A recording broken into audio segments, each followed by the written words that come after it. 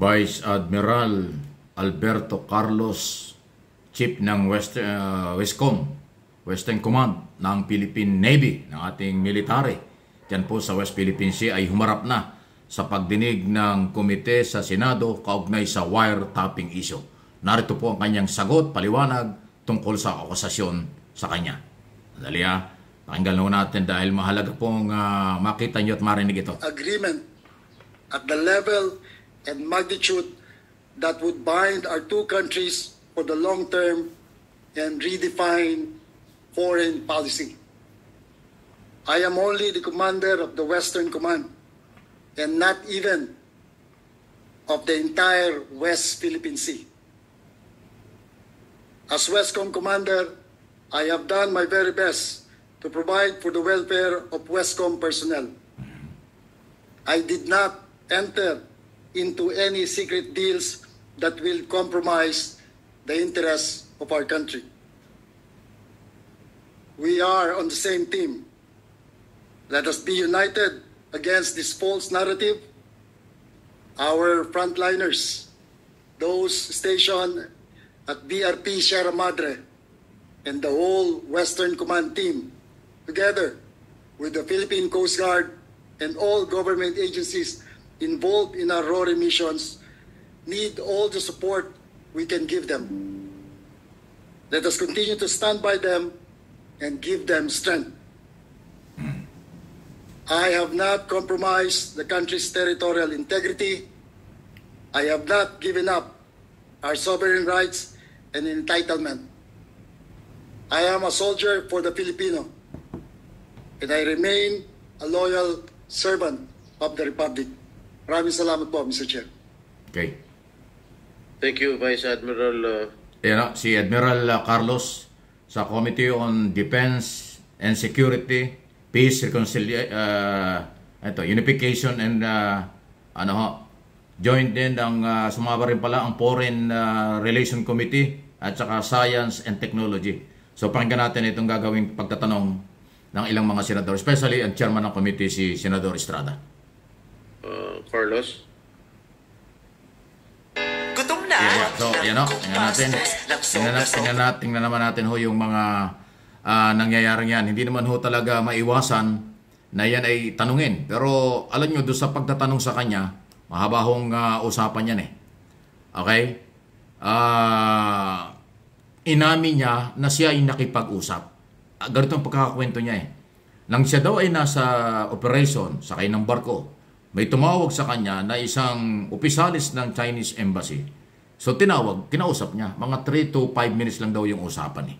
So hindi gaanong mahaba. Hindi gaanong, sabihin, hindi gaanong matagal. Okay? So tingnan natin po kung ano yung mga iba pang mga tanong dito. So can you categorically confirm that you were one of the parties to the said conversation? And was there indeed a phone conversation? Yan na. Telephone conversation. In early January this year, sir, I received a phone call from the Chinese military attaché, sir. Can you identify him or her? It's a senior Colonel Lee of the Chinese Embassy, Mr. Colonel Mr. Lee. What is his full name? I will find out, sir, the first name, sir. Have you known him for so long? I've known him, sir, and I met him in several occasions in diplomatic events, and I see him during AFP activities to celebrate special events. Yes, Your Honor. You have known him for several years, but you do not know the full name? No, sir. I only know the last name, sir.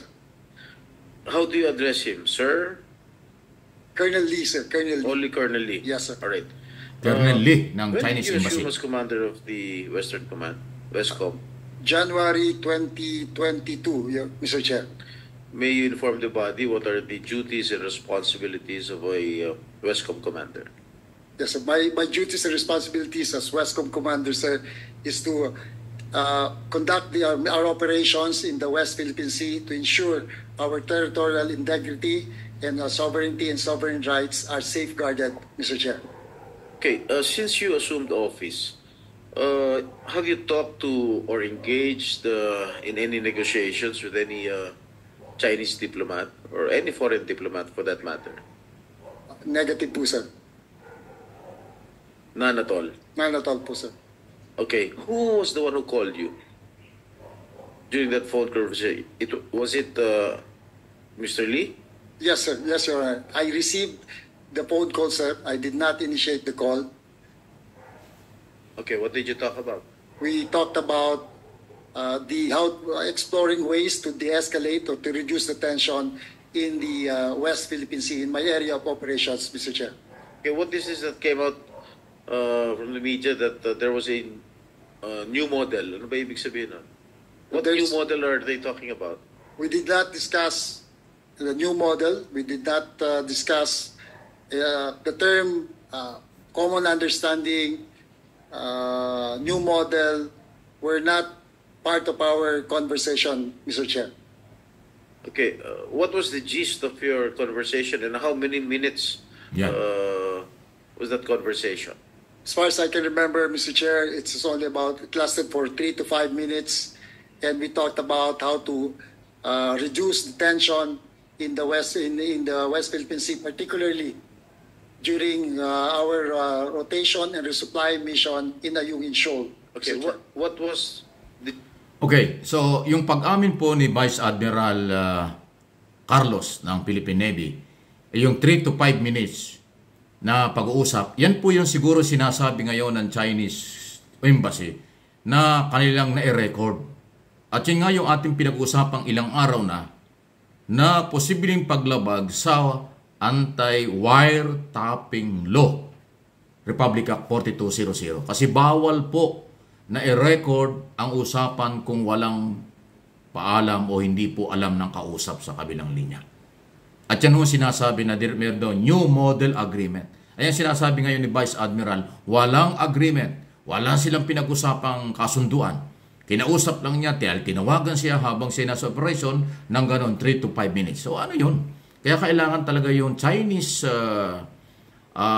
embassy ay imiwas muna sa immunity. Dapat sila humarap sa public hearing ng Senado. Kasi merong immunity ang mga diplomat. Pag ayaw nilang mag-attend ng public hearing, wala tayong magagawa doon. Dahil merong immunity. Baka pwedeng isang tabi muna ang kanilang immunity at humarap at kanilang ipakita yung recorded na usapang yan. Totoo bang 3 to 5 minutes lang ang pag-uusap? Ano ba talagang pinag-usapan? Okay?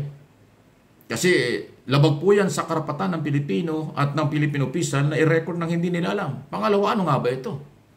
New model agreement. Eh, sinasabi ngayon ni Vice Admiral, wala namang ganong agreement. O, di ba? So, baka parte lang ito ng pagsaywar ng Chinese Embassy. Colonel Lee ng Chinese Embassy here in Manila yung daw tumawag kay Vice Admiral Carlos. So, kayo na, ano inyong masasabi diyan? Naniwala ba kayo kay Vice Admiral Carlos na ating sundalo? O naniniwala kayo sa China na merong new model agreement? Na inuulit ko po, pagka-agreement, treaty, anumang pagkasundo sa ibang bansa, exclusive yan sa kapangyarihan ng Pangulo ng Pilipinas, si Pangulong Marcos. Hindi allowed ang secretary, military o kung sino man na makipag-agreement sa ibang bansa. Dahil ang chief ng foreign policy ang Pangulo. Siya yung dapat na makipag-usap kung kinakailangan at makipag-agreement. Sa level ng military, wala silang kapangyarihan doon. So kaya naman hindi ginawa ni Carlos makipag-agreement. Wala naman daw, parang nagkumustahan lang, nag-usap lang ng sandali kung ano ang maaaring gawin para mapababa ang tensyon sa West Philippine Sea. So, any comment, reaksyon sa bagay na yan, malaya po kayo dito sa aking mga channel, Mike Abi Opinions at MA Pinoy TV.